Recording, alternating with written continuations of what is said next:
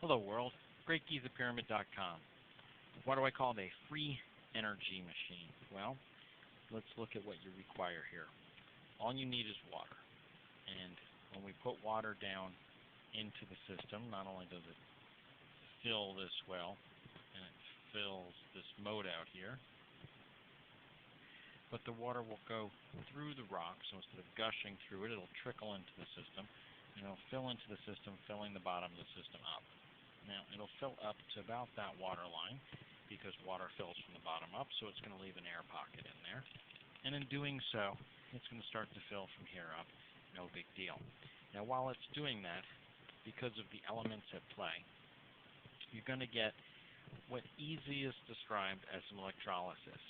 And when that occurs, you're going to get hydrogen bubbling off this side of the equation, which, because of the way the room is shaped with this edge being slightly lower, that hydrogen is actually going to work its way and fill into this pool. The oxygen, which is the inverse, would be coming off of the other granite rock in the room, and it's going to bubble up to above the water level, and then right above the water level and go out of the system. Now, while it's going out of the system, a couple of things are going to happen.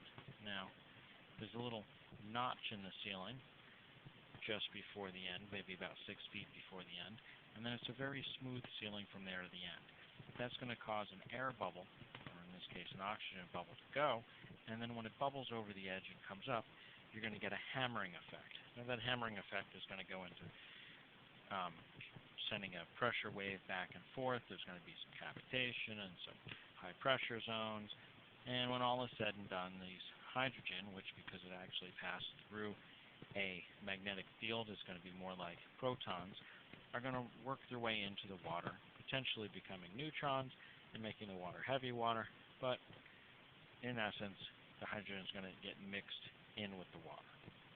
Now, it's going to wind up popping out up here where there's another granite rock in the grotto, and that's going to happen because the water, until this reaction kicks in, the water level is going to continue to rise, and as the water level rises, it's going to rise in both sides of these shafts equally until it gets up to that point. When it gets up to that point, there's going to be another reaction between these two, which is going to put this oxygen into overtime blowing out oxygen there, and this one is going to go crazy blowing out hydrogen, and eventually will be going crazy blowing out deuterium. But it's going to start with hydrogen. That hydrogen is going to work its way out those funny holes drilled in the southern side of the grotto wall, which, when you go with the Tomb Saga, says it's there to hide the scrolls. But it's going to work its way and come up to the top of the king's chamber where they find the seeds and shells of the dust that they can't account for that will be carried up with the updraft. That hydrogen is going to fill the top of what they call the relieving chambers and work their way down and come across the, come in where the floor and the wall are separated. It's going to work its way in there, which eventually will be underwater level. But at this point, since we're in the beginning of the mixture, it's going to work its way up, and the hydrogen is going to fill from the top down. When the hydrogen fills from the top down, when it gets down to the point where those shafts are, it's going to basically start spilling out both of the shafts. However, this shaft is actually capped up there, so it's going to fill that shaft, be a pure hydrogen shaft. And we're going to get at what it's going to be doing there in just a few moments. But while it's doing that, and it's also actually going to wind up, because of the pressures, filling that one conduit that comes down to what they like to call the thieves tunnel, but we all know it's not. And we can get into how the edge on there is squared, and no thief did that. But in the beginning, while the system is still young, oxygen is going to be coming off of the grotto as well, and that's going to be working up through the system, and the two gases are going to meet up to the top. Now, the other thing that's occurring simultaneously is because of the notch on the 35th level that is a ring around the entire pyramid, and just ambient static electricity rubbing up against the pyramid brush discharge, you're going to be getting some static there that can't work its way to ground because of the 35th level. And it can't work its way up into the ether because there is no point on the top. And we're going to take off the antenna that we have there now. That static electricity gets caught. That static electricity kind of works its way into this hydrogen and works its way down into the system. Now when the oxygen comes up, hydrogen and oxygen are going to eventually burn together to become water, and that water is going to then run its way across the system down the center of the Grand Gallery, and it's going to fill the pool down here, and then it's going to spill over into the grotto. Now water that's just burnt is hot. That hotness, heat, is going to wind up being steam. That steam is going to condensate on the walls of the Grand Gallery, and it's going to start to drip.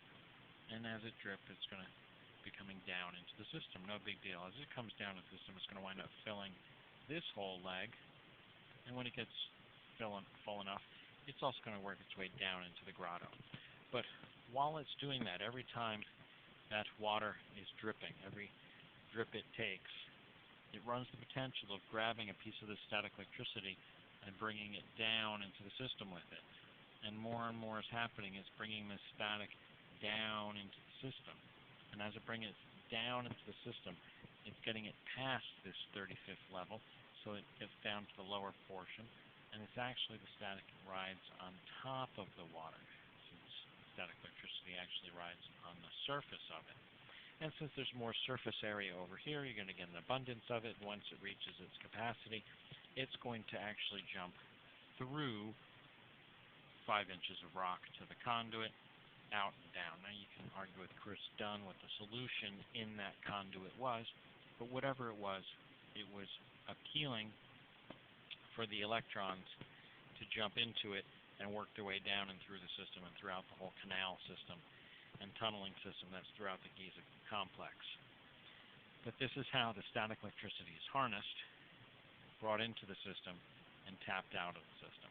Now it actually gets much more complex if you want to go into any particular area, and I'd be happy to work with you. We have magic with magnetism, we have the system down under, we have upper system, the lower system, and the pyramid system. Pyramid phrenology, I talk about the surface, and I'm sure I'll eventually make other videos. Ask away. Every question you have is an answer I want to answer.